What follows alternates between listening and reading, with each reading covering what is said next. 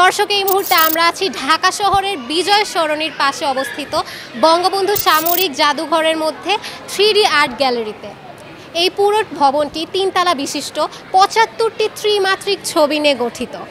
এখানে নানান ধরনের মানুষ তাদের পরিবারের সাথে, তাদের আত্মীয় স্বজনের সাথে, বন্ধুবান্ধবের সাথে এবং তাদের শিশুদের সাথে ঘুরতে এসেছে।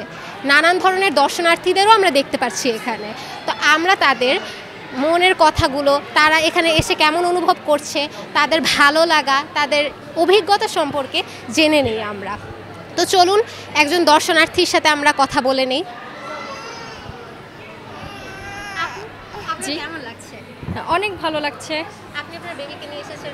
জি জি, আমি আমার 2টা বেবিকে নিয়ে আসছি। অনেক ভালো লাগছে। আপনার অভিজ্ঞতা সম্পর্কে একটু বললে ভালো হয়। আসলে এখানে আমি ফার্স্ট টাইম আসছি, তো সব ঘুরে দেখলাম, ভালোই লাগছে।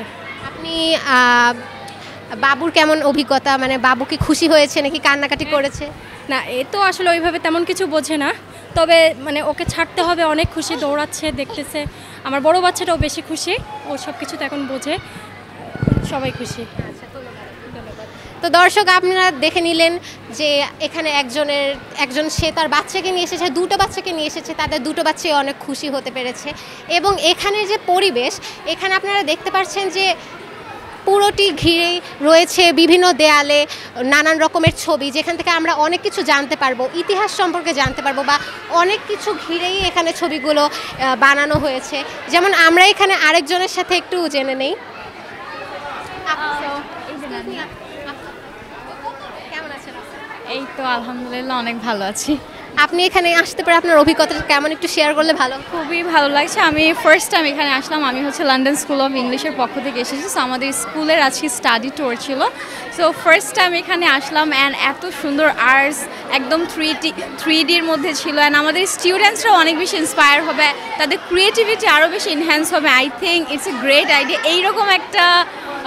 এরকম একটা জিনিস আই থিঙ্ক সব জায়গায় থাকা উচিত। আপনি স্টুডেন্ট নাকি টিচার? আমি student, at the same time টিচারও। থ্যাংক ইউ আপু অভিজ্ঞতা শেয়ার করার জন্য। তো আপনারা দেখে নিলেন যে এখানে নানান ধরনের মানুষ তাদের শিক্ষা সফরেও আসছে, স্টাডি ট্যুরেও আসছে, এবং আমরা দেখতে পাচ্ছি যে এখানে নানান ধরনের মানুষ তাদের শিক্ষার জন্য আসছে এবং জ্ঞান অর্জন করতেও আসছে। তো দর্শক, এই ছিল আজকের মতো। আপনারা অবশ্যই আসবেন। এবং আরেকটি তথ্য হচ্ছে, এখানে জনপ্রতি টিকিটের ভাড়া হচ্ছে মাত্র 200 টাকা, যেটা অবশ্যই অ্যাফোর্ডেবল।